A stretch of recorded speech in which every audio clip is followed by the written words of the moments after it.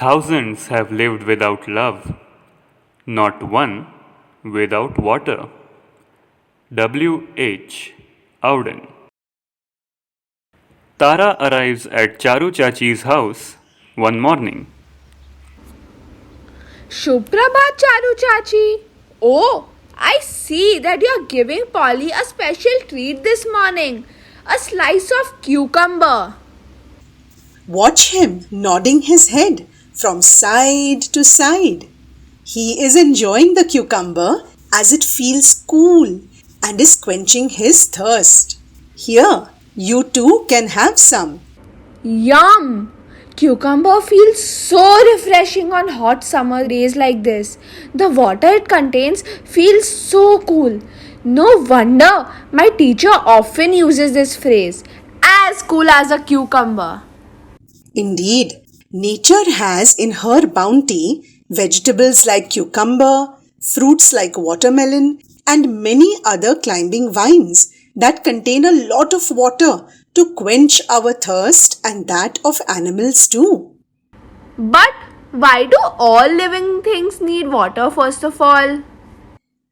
Water is a medium for the different physiological processes that take place in our body and the bodies of all other living organisms. For instance, water is vital for digestion and for forming blood that helps to transport oxygen and nutrients to all parts of our body. But what about plants? Does water help transport substances in them too? Oh yes, the roots can only absorb minerals and nutrients from the soil with the help of water, which rises through microscopic tubes called xylem. The food produced by plants in their leaves also needs water as a medium to transport it to all other parts of the plant through another set of microscopic tubes called phloem. Talking of transport, Charu Chachi, Masterji in school told us that in ancient times people relied a lot on rivers for transport. The Egyptian civilization first settled on the banks of the river Nile. Then came the Mesopotamians on the banks of the river Euphrates and Tigris. The ancient Chinese settled on the banks of the Yellow River, and of course, in India, it was the Indus civilization of Mohenjo-daro, the Harappa on the banks of river Indus. Wah wah! You know your history very well. Not only did the rivers provide transport, but also fresh water for drinking, cooking, washing, and other activities. Charu Chachi, is the water on our planet sufficient to meet with the demands of all people, animals, and plants? Especially since the human population is now 8 billion and still expanding. You hit a sore point that has been worrying many of us. Although 71% of the Earth's surface is covered with water, much of it is salty water in the oceans or as permanently frozen ice caps and glaciers or as vapor. So, how much of fresh water in liquid form does that leave for all of us? Only 1%. Ayyo, just that much? Did you hear that, Polly? Many of us don't realize it, but we are all heading for a water crisis. In fact, they say that in another 10 years or so, there could be a war over water. But why does water get polluted so easily? Water is considered as a universal solvent. It easily dissolves so many things. Besides, water is fluid. It can readily flow. That is why it can get polluted so easily and spread obnoxious substances dissolved in it from one place to another. It worries me to know that the water which supports all life on earth is so heavily polluted in so many places. Indeed, each year unsafe drinking water kills more people than war and all other types of violence combined. Asia is known to have the most contaminated waterways of any continent, mainly due to microorganisms from human waste. Shouldn't we all be trying our best to conserve water? By being careless, we could be depriving future generations and even the poor wildlife of this much needed resource, water. Bilkul sahi. You hit the nail on the head. First of all, everybody should stop polluting the water bodies. Did you know that domestic sewage is responsible for 80% of water pollution? More than 6 billion pounds of rubbish, mostly plastic, ends up in the oceans every year. Hala! That's so harmful to the aquatic life. It's a good thing Polly is not an aquatic bird. Otherwise, he would keep going into those polluted water bodies. I always ensure I put fresh, clean water for him in his drinking bowl. And what about all the industries that also dump pollution? Coming to that, around 70% of industrial waste is thrown into bodies of water. But Charu Chachi, don't we consider many of our rivers as holy? They are even named after gods and goddesses like River Ganga, Krishna, Brahmaputra. That is the irony of it all. The river Ganga, which forms from the melting snows of the Himalayas, is considered as the holiest of our rivers. But at the same time, it is one of the top 10 most polluted rivers in the world. How come?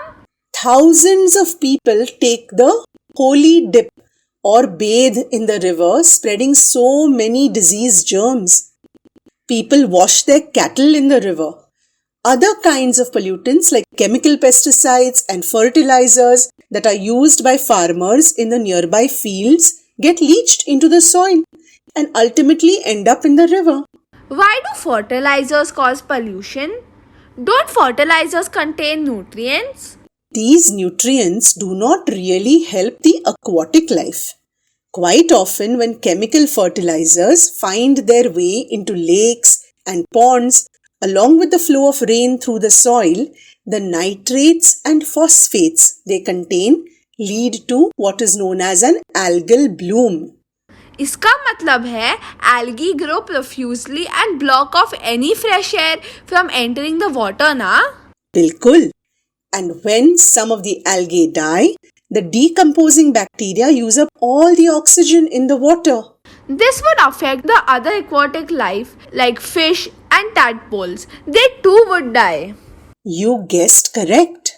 Which would be the safest source of drinking water, Charu Chachi? Ideally, groundwater should be the safest.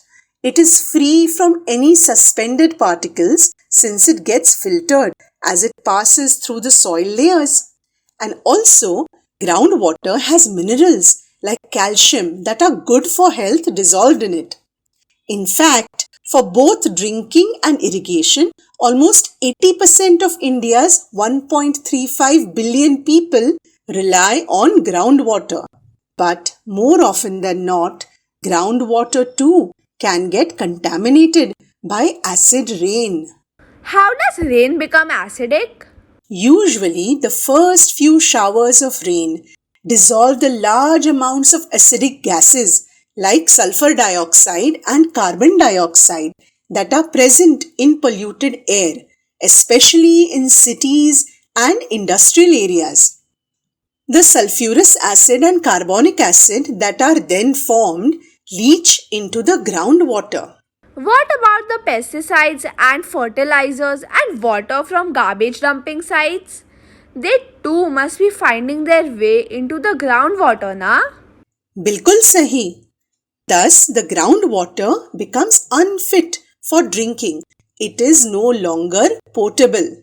So now all people, all governments should concentrate on conserving water, ensuring there is no further polluting of water bodies and cleaning up polluted waters. Wisely said. Did you know nature has its own ways of conserving water, especially for plants and animals that are found in drought-prone areas? Let me see. Can you think of any of these? Yippee! Quiz time! My favorite.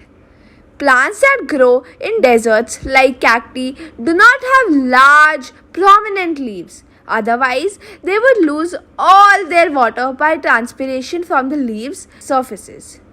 Their leaves are reduced to spines. Also, their roots grow very deep into the soil in search for any groundwater. Sahi baat. Also, Masterji told us about this tree from Africa, the baobab. It grows in the drought-prone areas of Africa. It stores whatever rainwater the area receives in its huge trunk, a natural way of rainwater harvesting. Excellent! You already know so much. Talking of rainwater harvesting, even man had been practicing it 5,000 years ago during the Indus Valley civilization. In addition, they also had covered underground sewers running under the streets, showing that they were conscious of hygiene. Did you hear that, Polly? Besides helping to collect and conserve water, this practice has other advantages too. The Buddhists had carved out channels and tanks in the stone caves for collection and harvesting of rainwater. But with the advent of industrialization, man started giving importance to other things. But now people have become aware once again about the importance of this practice, na? Very true. Now in many cities, water conservation has become a pressing issue. The concept of recharging groundwater by harvesting rainwater is gaining importance. In many towns, city planners make it compulsory that new buildings have a system of rainwater harvesting in place. Don't you agree, Polly? Rainwater harvesting अब करोगे तो पानी बचा सकेंगे. Harvest the rainwater now to save it for the future. Remember I said, besides helping collect water, this practice has other advantages too. Like what? It dilutes any fluorides and nitrates that may have found their way underground. Also, by harvesting the water, the rain does not simply slide off and erode the soil. What's more, by channeling the rainwater into a proper storage tank, it prevents flooding, especially in urban areas where much of the ground is covered with concrete. Charu Chachi, I just cannot stop thinking about the river Ganga. Surely the government is doing something to clean it up. Oh yes, in 2014, Prime Minister Narendra Modi announced a budget of 3,000 crores of rupees for the Namami Ganga project. Under this project, various measures were taken to clean up the rivers, like treating sewage infrastructure, improving riverfronts, cleaning river surfaces, permitting afforestation on the banks of the river, and raising public awareness. I hope the river Ganga always remains clean and pure now. There is another interesting success story. Afroz Shah, a young lawyer, was very unhappy with the state of Versova beach in Mumbai. It was covered with mountains of filth. He and his 84-year-old neighbor Harbansh Mathur began picking up the garbage manually. Did others join them? At first, nobody noticed them. Then, after 6 weeks, 2 men joined them. More and more people volunteered to form the Clean Up Band. Afroz even went knocking on the doors of the nearby fishing communities, convincing them about the need to ensure an unpolluted sea and a clean beach. After all, a clean sea would ensure healthy fish. I am sure that if you were there, Polly, you too would have helped in the cleanup. Yes, Today, Warsaw has been restored to its past glory. Afroz even received the UN Champions of the Earth Award in 2016. Are there other selfless people who have spent their time and energy in water management without expecting any rewards, Charu Chachi? Oh yes, Abid Surti, a writer and artist in his 70s, founded the Drop Dead Foundation that provides free plumbing repairs to Mumbai residents. It all began when a leaking tap at a friend's place irritated him. Since then, Abid's Drop Dead team has been repairing plumbing leaks in the Mira Road neighborhood, a suburb of Mumbai where he lives. That's so good of him. Another NGO, Pani Foundation, was founded by the famous actor Amir Khan and his wife Kiran Rao. This NGO takes care of drought prevention and water management in many places in Maharashtra. Any other positive steps taken by man to ensure unpolluted water? You are bombarding me with so many questions. I have to rack my old brain to think of the answer. Arey haan, on a small scale, man has found an interesting way of cleaning sewage water by using reed beds. Reed beds? The puzzled look on your face amuses me. They are small ponds that serve as natural water treatment systems. The sewage water trickling through the reed beds gets cleaned by the microorganisms living on the roots of the reeds. If they are small ponds, they could be used for the treatment of a single house or a small neighborhood in a remote village. They would even attract aquatic birds and appear pictures, adding charm to the place. Bilkul sahi. Let us now think of ways of reducing the demand for water. Polly, can you think how? I know. Farmers should grow crops that do not require a lot of water. Masterji told us in school that sugarcane, cotton, and wheat require a lot of water, whereas millets, pulses, and legumes need much less water. That is very true. But sugarcane and cotton are cash crops. They fetch the farmer more money. And wheat is eaten by a majority of Indians in the form of chapatis. So then, how should the problem be solved? There are certain techniques. One of them is called mulching. The soil is covered by a layer of material, usually organic matter, to retain its moisture. The mulch serves a dual purpose of keeping the soil moist so less water is required and at the same time fertilizing it too. No wonder. I saw Ramesh uncle's fields the other day covered with a dark layer of what looked like crop residue. A lot of water can be saved by using the right method of watering the fields. Nowadays, drip irrigation and sprinklers are being used by many farmers. The original method of irrigation involved a lot of wastage of water. Did you hear that, Polly? Now, Tara, let us think of all the ways we and other people, whether living in big cities or slums, can avoid polluting, help in conserving and saving water. Here is my first suggestion. Never toss any garbage into any water body like lakes, ponds, rivers or streams.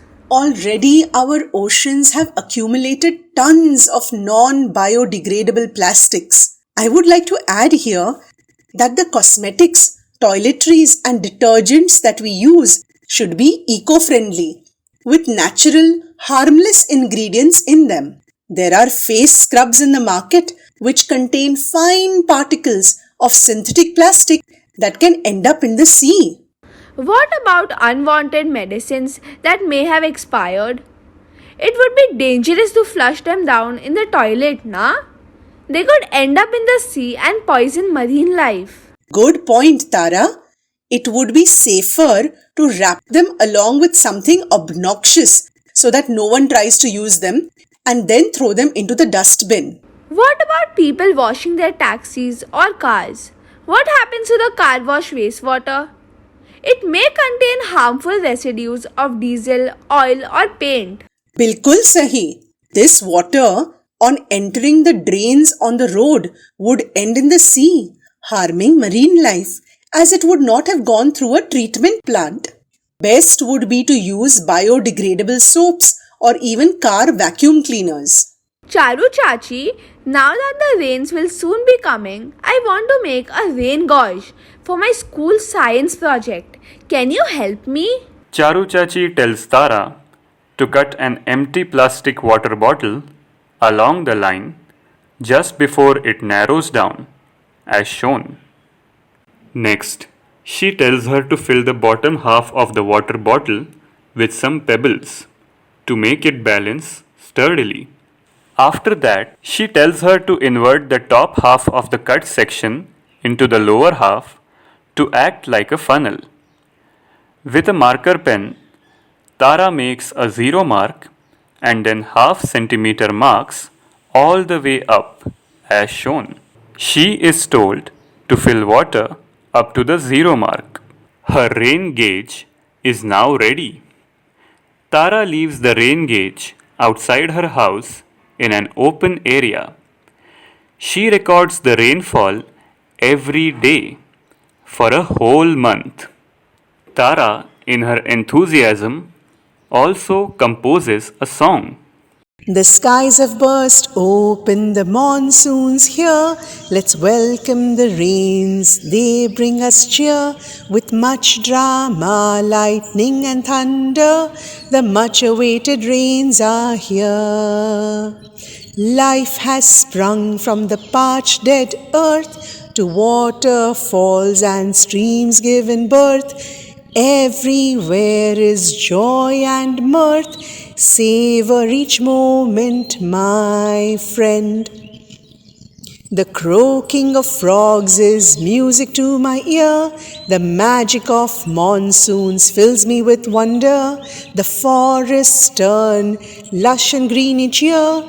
We are blessed with the wealth of nature. Remember to harvest the rainwater. We realize its value when it's not here. We need to make it last till next year. All life depends on water. All life depends on water.